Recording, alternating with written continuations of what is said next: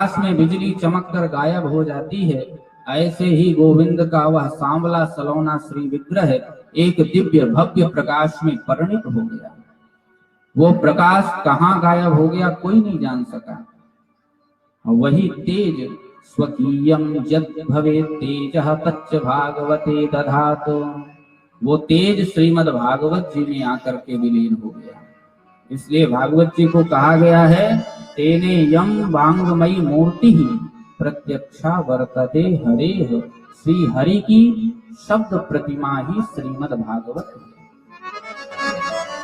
सौदामन्या यथाकाशे यान्त्या हित्वा ब्रह्मण्डलम् गतिर्न लक्ष्यसे मर्त्ये तथा कृष्णस्य देवते।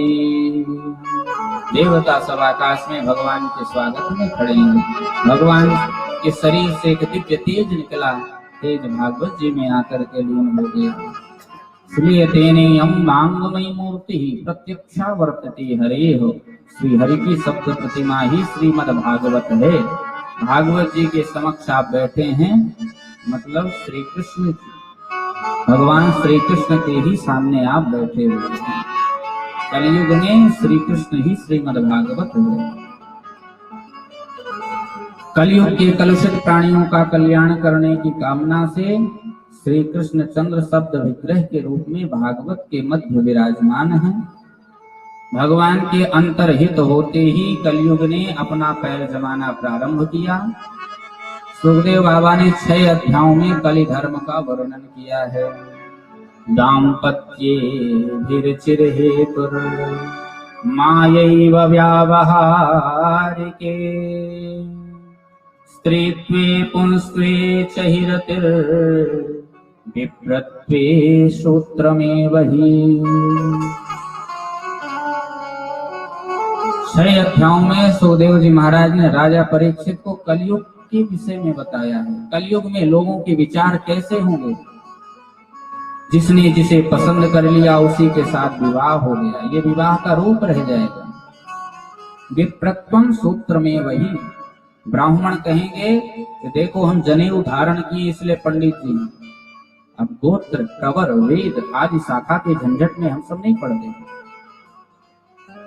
ब्राह्मण का अस्तित्व है संध्या, गायत्री उपासना ब्राह्मण के लिए बहुत आवश्यक है, लेकिन सब ब्राह्मण धीरे धीरे गायत्री उपासना से वंचित होते जाएंगे।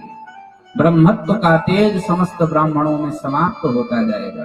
कलयुग की स्थिति बता रहे हैं सुखदेव जी महाराज दृष्टिपात करके, और जो उन्होंने बताया वो आज के परिवेश में हम सबको देखने को मिल रहा है। विप्रत्वम सूत्र में वही ब्राह्मण यही कहेंगे देखो हम जनेऊ पहने हुए हम पंडित जी हैं, ना तो ब्रह्म तेज रहेगा, ना तो उनके प्रवर का कुछ पता रहेगा, ना तो वेद का पता रहेगा, ना उपवेद का, ना देवता का, ना शाखा का, ना पाद का, किसी का कुछ पता नहीं रहेगा। केवल विप्रत्वम सूत्र में वही बड़े बड़े डके सत्ता के अधिकारी हो जाएंगे जो दिन रात प्रजा को लूटने में लगे रहेंगे। परीक्षित, जब इस संसार में घोर कलिकाल आ जाएगा तो कलयुग में भगवान का अवतार होगा। कहाँ अवतार होगा?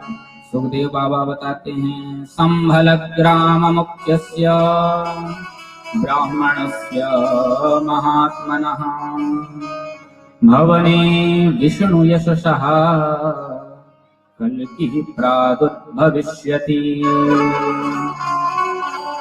भगवान का कलयुग में भी अवतार होगा परीक्षित। जब घोर कलिकाल आ जाएगा तो भगवान का कलयुग में अवतार होगा।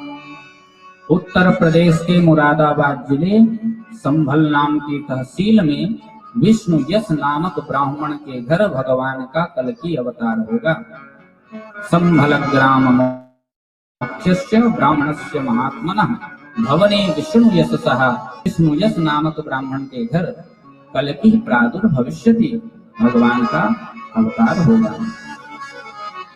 प्रभु के कल की अवतार का सांवला से विग्रह होगा, श्वेत अश्व होगा।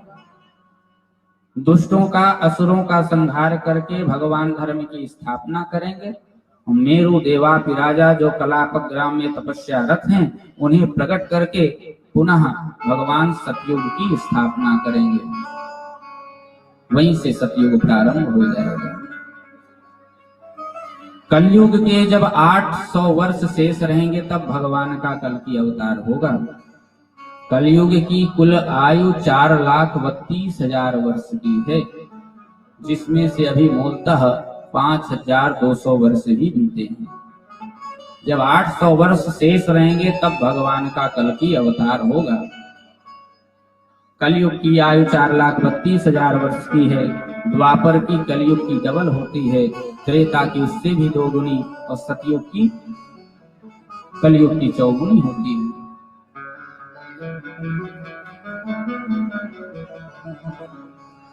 भविष्य पर भी संकेत किया सुखदेव जी महाराज ने और कहा, राजन समय पूरा हो गया, अब अपने राम चलते। राजा परीक्षित ने कहा, हाँ प्रभु, अब आप जाओगे और आज मुझे मरना होगा। जैसे ही मरने का नाम लिया, राजा परीक्षित ने सुखदेव जी डांट करके बोले, त्वं तो राजन मरिष्येति पशु बुद्धि मिमां जहि न जातः प्रागधोत्योद्य देहवत्वं न नंक्षसि। अरे राजन, तू अभी भी मरने के लिए सोच रहा है। तुम तो राजन मनुष्येति पशु बुद्धि की मांगोगी, इस पशु बुद्धि को त्याग।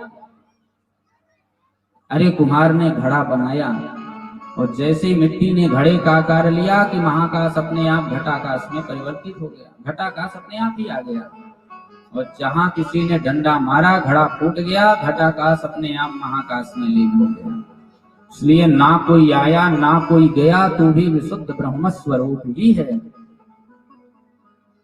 अहम ब्रह्म परम धाम ब्रह्माहम परमं पदम एवं समीक्षन्नात्मानं मात्मन्याधाय निष्कले।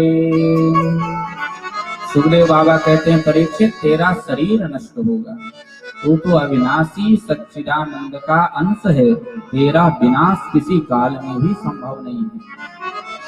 परीक्षित प्रसन्न हो गए और बड़े आत्मविश्वास के साथ परीक्षित ने कहा, सिद्धोष्मनुग्रहीतोस्मि, आपने मुझे सिद्ध कर दिया।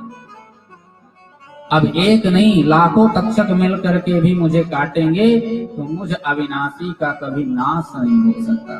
भागवत जी यहीं से सार्थक हो गई। सुखदेव जी बड़े प्रसन्न हुए। जिस उद्देश्य से मैं राजा परीक्षित को कथा श्रवण कराया था, मेरा वो उद्देश्य पूर्ण हो गया। मृत्यु के भय से मुक्त करने के लिए ही तो राजा परीक्षित ने भागवत की कथा सुनाई थी। अगर राजा परीक्षित के सामने सुखदेव जी बैठे बस रहे तो किसी तक्षक की हिम्मत नहीं थी जो राजा परीक्षित को डस लेते। सुखदेव जी ने अपने शब्दों से राजा परीक्षित को भयमुक्त कर दिया। सुखदेव जी के शब्द सुनकर के राजा परीक्षित कहते हैं, सिद्धोष्मनुग्रहीतोस्मि, आपने मुझे सिद्ध कर दिया। अब लाखों तक्षक मिल करके भी मुझे काटेंगे तब भी मुझ अविनाशी का नाश नहीं हो सकता। सुखदेव जी प्रसन्न हो गए, तत्क्षण अंतर ध्यान हुए। प्रारब्धानुसार तक्षक नाग आया, छद्मवेश में राजा परीक्षित को डसा। परीक्षित का शरीर नष्ट हो गया, भस्म हो गया और आत्मा सीधे परमात्मा में लीन हो गई।